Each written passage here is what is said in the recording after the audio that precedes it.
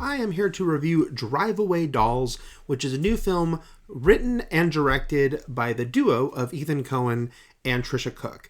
Ethan Coen, of course, being usually one half of the Coen brothers, who, of course, wrote and directed a bunch of wonderful movies together. Now he is writing and directing a movie with his wife. And by the way, the credits say directed by Ethan Coen by himself. That's just because the DGA notoriously makes it very, very difficult to get two directors officially listed. The Coen brothers went through this for many, many years. I think it was 2004 was the first time that they were both listed as directors. It was Joel who got the solo credit, even though Ethan was also directing the movie with him. So similar case here. This is the first movie Ethan Coen is doing, I guess, first scripted movie. He did a documentary. First scripted movie he's doing away from Joel.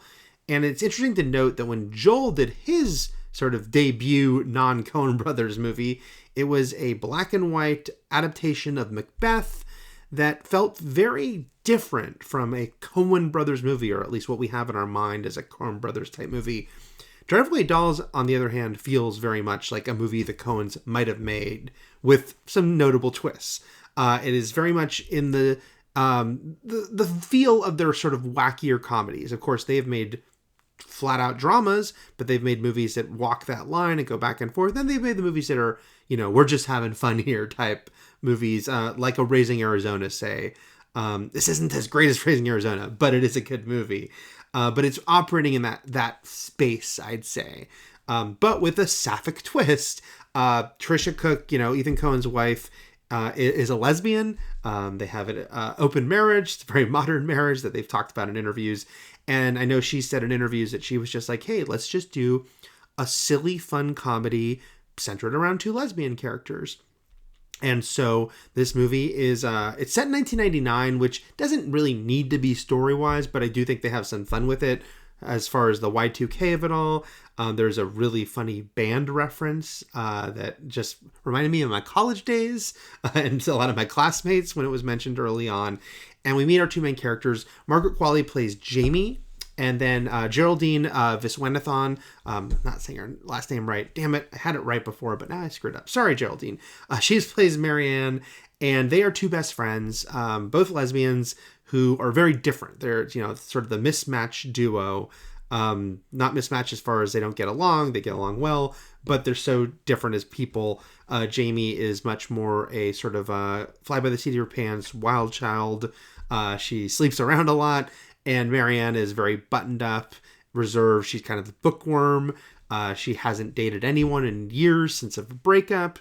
And they go on the road together, trip to Florida, where they are returning a car. The driveway of the title is the fact that it's the service where you're going to drive someone's car to them and you get kind of a free ride out of it. And what they don't know is that they were given the wrong car, given a car that was intended for someone else and has something hidden in the trunk that some people want back very, very badly and are very upset to learn that these two women have. And so now people are after them. And they don't know that people are after them. They don't know that there's something in their car at first. They start to realize something is up as the movie goes on, and hijinks ensue.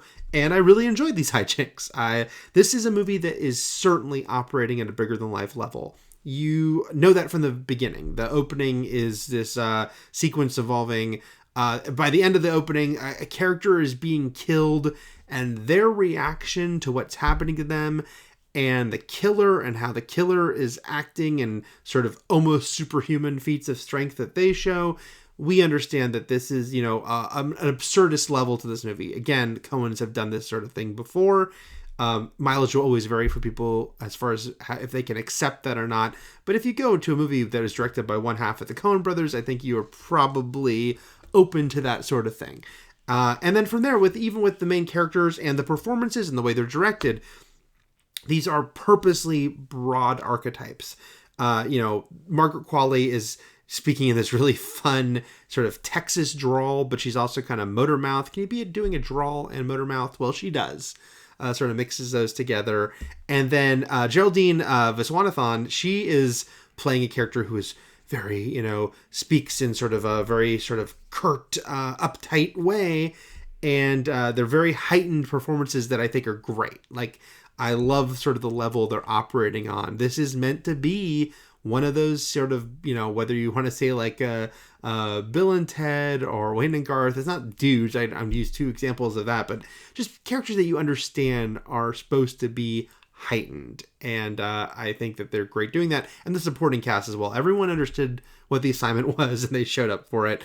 And Ethan Coen certainly used his pull with everyone, the supporting cast, because a lot of notable people are in this. Beanie Feldstein plays Jamie's ex, and she has a large role in the movie, and she's very funny. And then you have people like Coleman Domingo, Pedro Pascal, Matt Damon, to name some recognizable names. Some of them are in the movie for one scene. Some are in the movie for a couple scenes. Some are in the movie for multiple scenes and have a fairly large role. But they are all very enjoyable characters, and the actors are really fun in these roles. I love when Matt Damon does a smaller role, especially in a comedy, because it just feels like when the burden is off of him, he's a great leading man too, of course. But when he's not having to be Matt Damon leading man, God, doesn't it seem like he just loves kind of going completely goofy in small roles in comedies?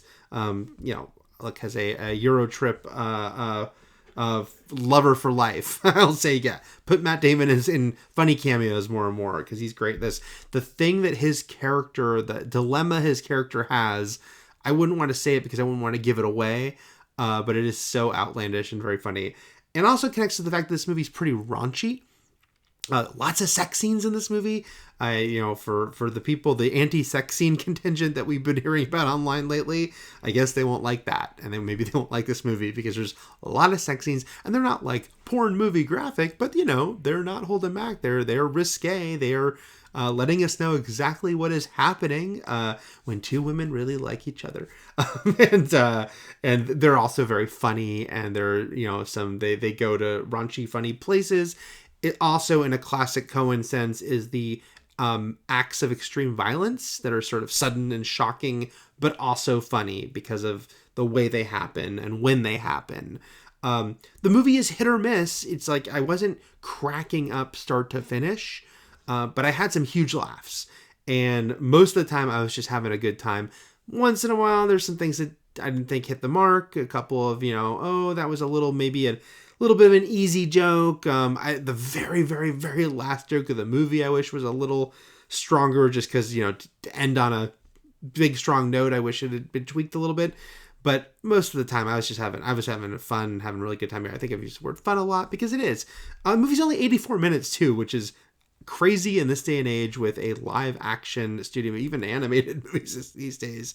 That is amazing. And feels very fitting, A lot of things about this movie feel old school, not just because it's set in 1999, but just sort of the vibe of it and the fact that it's dealing with sort of these broad archetypes and the fact that it's 84 minutes. It's like, hey, this is what we set out to do. We're done, and that's it. We can send you guys home with a smile on your face.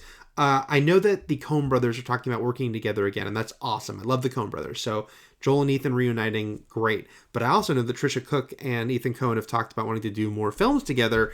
And after seeing this one, I'm all for that too. I hope, I love if Ethan going forward, maybe he can switch back and forth. Movie with his brother, movie with his wife. And because it's like, they're clearly, the Ethan Coen of it all is very obvious.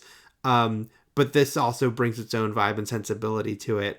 And so it'd be great to get to explore both those things going forward. And hopefully that's what happens. So those are my thoughts on Drive Away Dolls. If you check it out, hope you enjoy it. Thanks, guys. I'll be back with more reviews. Take care.